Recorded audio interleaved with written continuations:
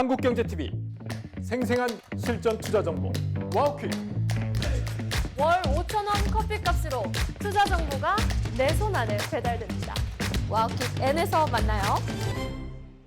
네, 매크로인사이트 시작해 보도록 하겠습니다. 오늘은요, 유신희 KBW 스타자문단 이코노미스트 모셨습니다. 어서 오세요. 반갑습니다. 네, 반갑습니다. 네, 몇 달 전만 하더라도 만물 랠리라고 하면서 자산시장 전반적으로 상승 추세를 보여줬다가 최근에는 주식, 비트코인, 금 일제히 하락하면서 에브리띵 셀 오프죠. 이런 현상이 나타나고 있습니다. 비트코인은 지금 7개월 만에 최저까지 떨어졌는데 랠리 없는 상승을 이어왔다가 이렇게까지 분위기가 바뀐 이유는 어디서 보고 계십니까? 돈이 메말라가는 거죠. 유동성이 메말라간다. 그러면은 미국이 어쨌든 내년도 되면 금리 인하를 할 텐데 돈이 네. 왜 메말라갈까? 단기 자금 시장하고 장기 자금 시장을 우리가 구분해서 보셔야 됩니다. 단기 자금 시장에서는 돈이 모자라 왔어요, 항상. 계속 그래서 이제 우리가 QT를 시행을 했고 단기 자금 시장에서는 RP를 통해서 연준이 자금을 공급하기도 하고 혹은 상업은행들이 돈이 남으면 그걸 다가 역 RP 시장에다가 RRP라고 하는 데다가 돈을 넣어놓고서 금리를 이제 따먹기도 하고 이런 식으로 이제 서로 순환적으로 돈이 나갔다가 들어왔다 했는데 사실 이제는 단기 자금 시장에서는 이제 우리가 영 레포라고 하는 이제 RRP라고 하는 거기에서 돈줄이 상당히 말라져 있다. 즉 뭐냐면 상업은행들이 더 이상은 투자를 하거나 채권 투자를 하거나 무언가에 투자를 할 수 있는 여건이 단기적으로 메말랐다는 겁니다. 단기적으로 메말랐으면 그러면 그동안은 뭐였는데 정부가 돈을 엄청나게 풀었죠. 사실 트럼프 행정부는 돈을 아끼겠다고 했어요. 근데 안 아꼈습니다. 우리 3분기 기준으로 보면 연율화된 금액으로 보면 재정지출 금액이 예산이 거의 7조 달러 이상 계속 늘어나는 규모로 확인이 됐습니다. 그러니까 이게 뭐냐면은 작년도에 6조 5천, 6조 8천억 달러 정도를 돈을 썼는데 올해 계속 증액을 하면서 계속적으로 붐업을 시켜줬단 말이죠. 그러면 이게 들어갔던 돈이 뭐냐? 약간 R&D는 그전보다 줄었지만 우주라든지 아니면은 우리가 소위 얘기하는 AI 산업 쪽 그리고 그 외에 다른 신성장 산업 쪽에다가 돈을 지출할 수 있게끔 계속 물꼬를 터줬었는데 근데 막히기 시작했죠. 셧다운이 되면서 이제 막히기 시작했습니다. 임시 예산은 합의됐는데 그 임시 예산은 사실은 선별적으로 아주 필요한 중요한 요소에만 돈을 쓰기로 내년도 1월까지 돈을 쓰기로 약속을 한 것이고요. 지금 본격적인 재정 지출, 산업과 관련된 지출, AI와 관련된 지출은 사실상 거의 홀딩이 됐다고 보시면 됩니다.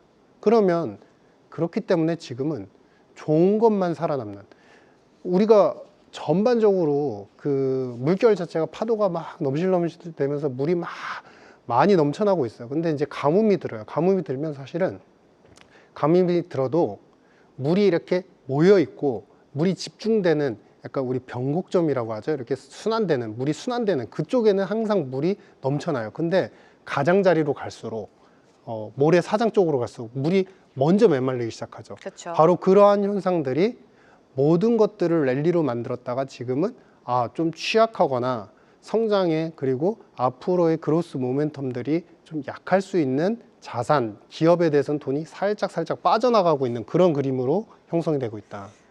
이 그림은 언제까지 지속이 될 거냐? 결국에는 금리도 해결돼야 되지만 예산과 관련된 문제도 해결이 돼야 됩니다. 즉 내년도 1월 초까지는 좋았다 나빴다 좋았다 나빴다 이런 현상은 반복이 될 수밖에 없다. 이런 판단입니다. 네, 돈 그러니까 유동성이 단기적으로 메말랐기 때문에 자산 시장의 분위기가 이렇게 급변했다라고 지적을 해주셨고요. 금리 그리고 예산안을 봐야 된다라는 말씀까지 해주셨습니다. 지난 10월 FOMC였죠. 12월 1일부터 QT를 종료하기로 결정을 했는데 QT 종료가 시장 자금 경색을 해소하는데 도움이 될 거라고 보십니까, 박사님? 아니죠. 왜냐하면 지금 누적적으로 항상 봐야 되는데 지금까지 돈을 잘 쓰면서 잘 끌어왔습니다. 트럼프 행정부에는 거의 이제 1년 남짓 지나가고 있는데 중요한 건 뭐냐면은 그 전에 사실은 이제 2020년, 22년도를 생각하시면은 부채의 화폐화라고 해서 그때 기억하실 겁니다. 그땐 장기 국채 10년물 이상, 30년물 이상 뭐 이런 것들이 너무 많이 발행됐어요. 그러니까 22년, 23년 넘어가면서는 뭘 많이 발행했냐면 단기 채권을 많이 발행했습니다. 그래서 연간 지금 이자로 나가는 게 재무부에서 나가는 돈만 사실 7천억 불에서 8천억 불 사이를 왔다 갔다 하고 있어요. 그러니까 이 이야기는 뭐냐면 지금은 사실 이제 채권을 발행을 할 때도 상당히 좀 신중해야 되고, 왜냐면은 앞서 말씀드린 것처럼 상업은행이나 역 레포 시장에서 돈들이 말라가니까 투자할 돈이 없습니다라고 말씀을 드렸잖아요. 그러니까 채권 발행은 앞으로도 계속 해야 될 것 같은데, 근데 역 레포 시장을 보면은 상업은행들이 돈들이 확실히 메말라 갔다는 거를 확인할 수 있고, 그러면은 어제 같은 경우는 국채 입찰을 했는데 평균 수준이 그래도 2.6, 2.5 이상은 항상 나왔었습니다. 입찰률. 그러니까 얼마나 많은 사람들이 규모면으로 이렇게 비율로 이제 비교를 해가지고 이제 나타낸 지표인데요. 보통 2.5배, 2.6배는 항상 수요자가 있었다 그랬는데 어제 같은 경우는 2.4배가 나왔어요. 즉 이 얘기는 뭐냐면 돈줄이 단기적으로 메말라니까 국채 시장에도 함부로 지고는 수요가 막 뛰어들지 못하는 그런 상황이다. 그런 이 얘기는 뭐냐면 단순한 금리 인하 가지고는 안 될 것 같다. 확실하게 다시 내년도 가서 페드가 이제는 미국은 항상 부채와 국채에 대한 발행 부담이 있으니까요, 채권을 다시 사겠습니다. QE로 전환이 돼야 이게 완벽하게 해소가 될 수 있다. 뭐 이런 판단입니다. QE로 전환이 돼야 자금 경색이 좀 해소가 될 수 있을 것이다 라고 말씀해 주셨습니다. 달러 강세도 좀 짚어보도록 하죠. 달러 강세, 그리고 최근 엔화가 유독 약세 흐름을 보여줬는데 엔화와 함께 달러 가치 흐름에 대해서는 박사님께서 어떻게 전망하십니까? 지금 엔은 사실은 노멀 가격대의 형성 구간이다라고 보시면 될 것 같습니다. 그러니까 엔화가 초약세죠. 그러니까 떨어져 봐야 150엔 달러, 145엔 달러까지도 터치는 했지만 많이 올라갈 때는 160엔 달러까지도 올라가 있는 상태이고, 이 얘기는 뭐냐면 다른 국가들 같은 경우는 제일 차별점이 뭐냐면 국채 시장에 있어요. 다른 국가들은 사실은 금리 인하를 하거나 안 하거나, 그리고 페드 같은 경우도 사실은 연준이 QE를 해주느냐 안 해주느냐 이런 변수에 의해서 국채 시장이 변동이 상당히 많은 상태이고 달러의 변동도 상당히 많은 상태입니다. 그런데 유일하게 규모는 줄였지만 그래도 본원 통화 매입을 해주고 있고, 인플레이션이 과격화되기 전까지는 그래도 기다리겠다는 입장을 유일하게 견지하고 지키고 있는 국가가 어디냐면 바로 일본, BOJ입니다. 그러니까 BOJ 같은 경우는 다른 국가들이 강세를 보이거나 약세를 보이거나 달러의 흐름에 의해서 좌우지되는 정도가 상당히 강했다고 한다면, 일본 같은 경우는 아니야, 난 몰라. 나는 그냥 원래 약세 기조에서 잠시 BOJ, 우리 일본의 통화 정책 기대감에 따라서 강세 갔다가 약세 갔다가 여기서 변동할래. 이런 노멀라이제이션 되는 이 가격 구간에 짐을 했다. 그 얘기는 뭐냐면 사실 일본도 이제 인플레이션이 가속화될 수는 있습니다만 중요한 거는 정상화의 인플레이션율을 BOJ 그리고 새로운 신임 총리가 얼마만큼으로 책정할 것이냐. 그들은 상당 수준 인플레가 올라가더라도 이거는 정상화의 구간이다, 이렇게 판단할 가능성이 높아요. 그러면은 한마디로 앞으로 2년간은 이 레벨이 N은 현 레벨의 약세가 정상화된 가격일 것이다. 그러니까 사실 초기에 N이 빠르게 약세를 보일 때는 이거 그래프상 차트 올라갔다가 다시 떨어지니까 이거 바로 사야 돼라는 게 유행처럼 번졌었는데 지금은 그렇게 보셔서는 상당히 실패할 가능성이 있다. 왜냐하면 정책적으로 지금 완전한 보수와 그다음에 BOJ의 입장이 완전히 서로 합치해서 N을 약세로 계속 견인해가면서 경제를 끌어가려는 입장이 너무나 공고해지고 있다. 여기에 미국조차도 이 현상에 대해서 노터치를 하고 있죠. 1기 때도 마찬가지인데 2기 때도 지금 전혀 코멘트가 나가고 있지 않습니다. 즉 이 얘기는 N 약세를 용인하는 분위기는 상당 기간 이어질 것이다. N 약세를 용인하는 분위기는 지금보다도 더 긴 시간 동안 이어질 것이다, 이렇게 말씀을 해주셨습니다.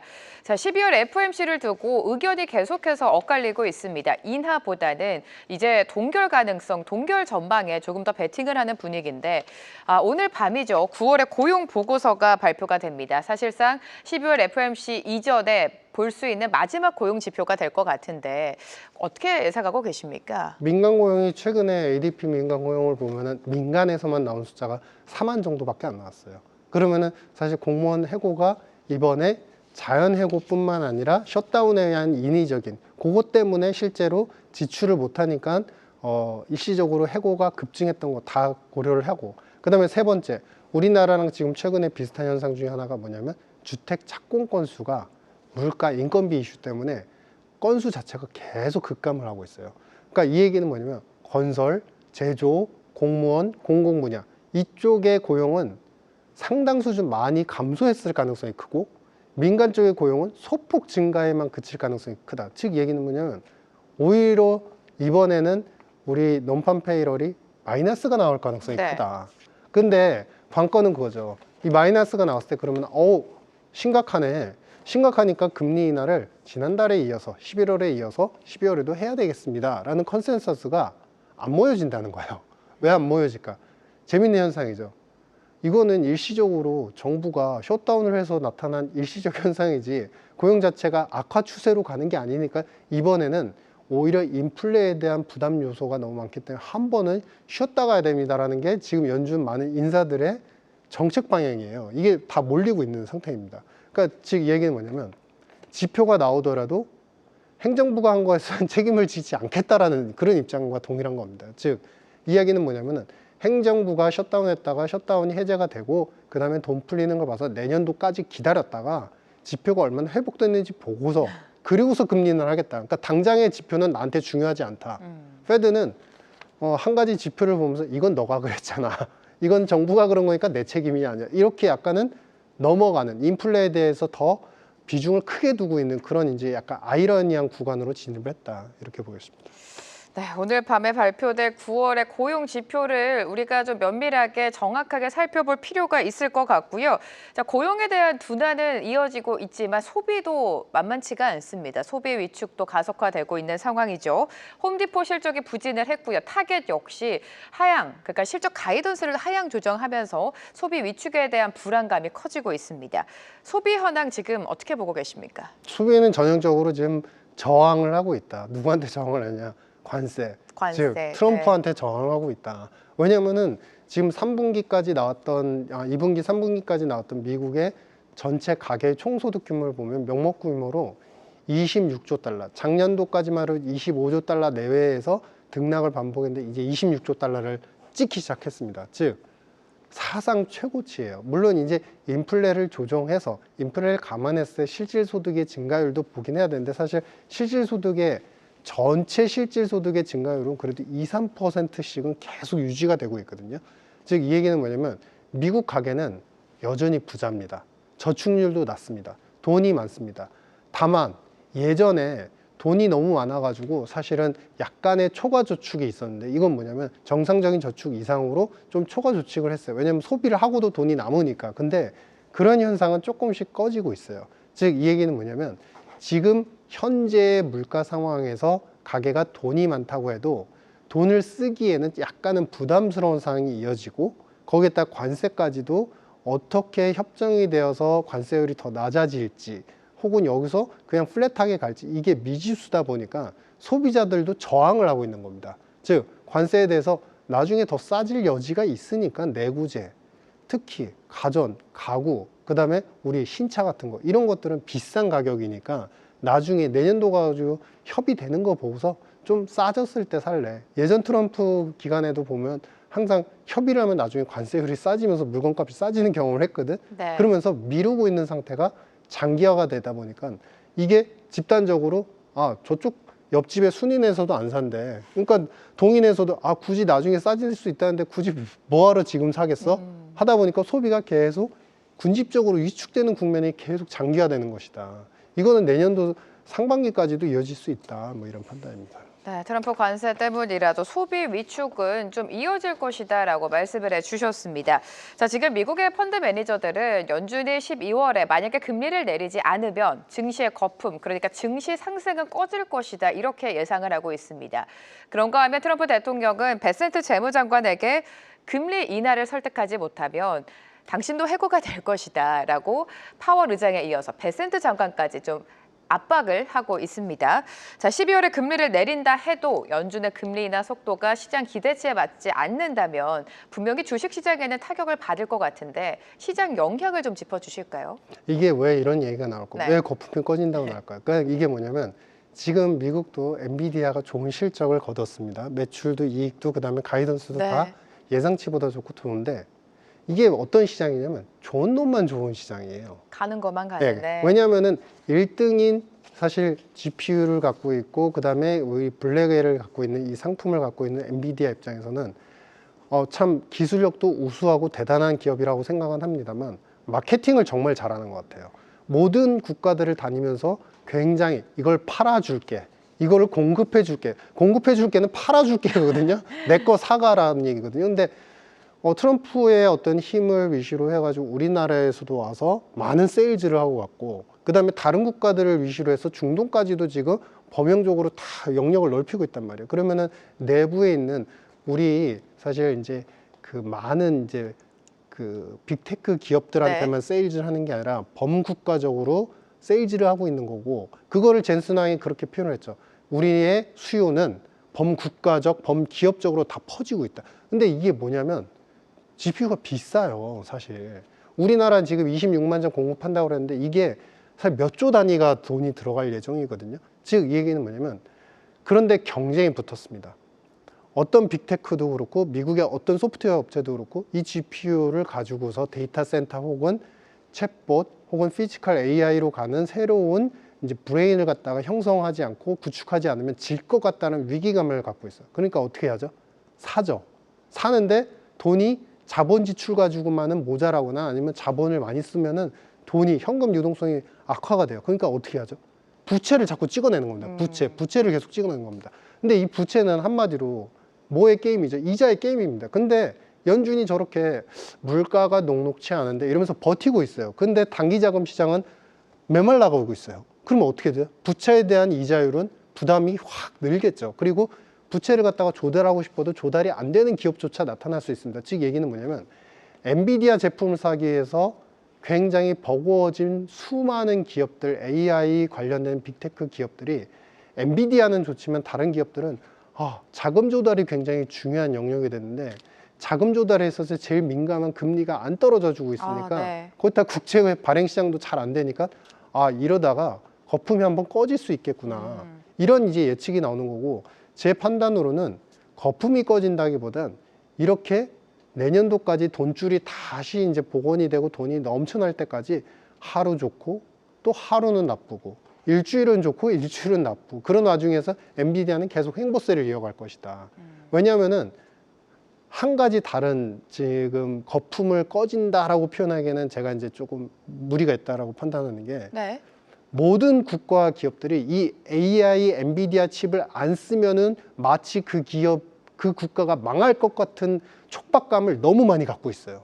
즉, 이제는 돈을 갖고 있는 기업과 국가들은 진짜 전방위적으로 다 돌입을 할 수밖에 없다. 근데 다만 이것으로 인해서 실적이 개선되거나 이익을 버는 기관은 사실 로봇을 써가지고 생산성이 향상되는 거 이런 부분들은 재무제표에 확연하게 드러나지 않아요. 그러니까 계속 반복적으로 거품론 얘기 나오겠죠. 즉, 이 얘기는 뭐냐면 내년 초까지 본격적인 유동성이 해소되기 전까지는 좋았다 나빴다 좋았다 나빴다 하지만 거품이 본격적으로 해소되기에는 네. 전 세계의 AI에 대한 집착과 집념이 너무 강해졌다. 거기에 베이스는 참 젠슨황 대표님이 훌륭하시지만 사실 세일즈도 정말 잘하신다. 뭐 이렇게 판단했습니다. 네, 말씀대로 지금 너도 나도 GPU를 갖기 위해 사활을 걸고 있습니다만 그에 맞는 유동성, 그러니까 높은 금리로 인해서 자금 조달에는 어려움을 겪고 있습니다. 그렇기 때문에 뭐 AI 거품이다, 증시 거품이다 이러한 이야기가 나오고 있는 것 같고, 너도 나도 GPU를 원하게끔 젠슨 황의 세일즈는 굉장히 대단했다라고 분석을 해주셨습니다. 자, AI 성장성, 그래도 시장은 글로벌 증시 전 세계가 좀 주목을 하고 있죠. 최근 미국에서는요, 빅테크의 CDS 스프레드가 급등하고 있다 이런 소식도 전해지고 있는데 이 부분은 어떻게 해석해야 되는지 궁금하고 얼마만큼이나 올랐습니까? 스프레드가 범용적으로 우리 빅테크 기업들 뭐 아마존도 투자를 한다고 그랬고 많은 기업들이 이제 투자를 한다고 외쳤는데 그러고 나서 다 평균적으로 좀 다르긴 하지만은 사실은 우리가 퍼센테이지로 보면은 1, 2%, 3% 이상씩 올라간 기업군들이 상당히 많이 있습니다. 동반해서 다 올라갔고요. 근데 중요한 건 뭐냐면 이렇게 CDS 스프레드가 이렇게 갑작스럽게 몇백 bp씩 올라간다 뭐 이런 그림들은 무엇에서 우리가 힌트를 얻어야 되냐면요, 지금 앞서 말씀드린 것처럼 이 젠슨황 엔비디아의 블랙웰을 갖다가 사기 위해서는 돈이 많이 든다. 그리고 부채 조달에 대해서 부담이 상당히 많이 지속이 되고 있다. 그리고 마지막 세 번째 중요한 거는 제일 중요한 포인트입니다. 이렇게 사들여서 제품을 출시해도 당장 얼마만큼 기업의 이익에 개선을 시키고 부채에 대한 부정적인 영향은 얼마만큼인지 분석이 안 된다는 겁니다. 그렇기 때문에 직접적인 CFO나 자금을 조달하는 당사의 기업, 그 해당 기업의 재무 담당자만이 이 지표를 알고 있을 것이고 외부적으로 표출되는 거는 매출 신장률이 이렇게 투자를 했기 때문에 잘 되고 있습니다. 이렇게 브로드하게 표현될 수밖에 없어요. 그러면 이 얘기는 뭐냐면 계속 의구심이 지속이 된다는 거죠. 근데 여기서 우리가 두 가지 측면을 생각해 볼 수 있습니다. 그러면 의구심은 언제 해소될까요? 로봇이 혼자서 돈을 버는 거를 확인할 때까지. 근데 그 기간은 10년 이상 오래 걸릴 수 걸리죠. 있어요. 네. 상당히 오래 걸릴 수 있어요. 그러면은 그런 기업들 입장에서 로봇 하나, 로봇 집단만 가지고 공장을 이렇게 돌리고 있는데 거기서 이익이 나오는 그런 현상이 10년 이상 이제 걸릴 텐데 그러면 10년 이상 걸릴 거니까 안 해. 기업들이 안 할까요? 안 하지 않습니다. 절대 안 하지 않습니다. 왜냐하면 인건비에 대한 부담을 사실은 땡겨와서 몇 년치씩 인건비를 더 낸다 치더라도 사실은 공장을 로봇, 완전한 AI 로봇화 하고 싶은 게 욕구고 사실 도요타나 일본 기업들은 이거를 많이 시행하고 있어요.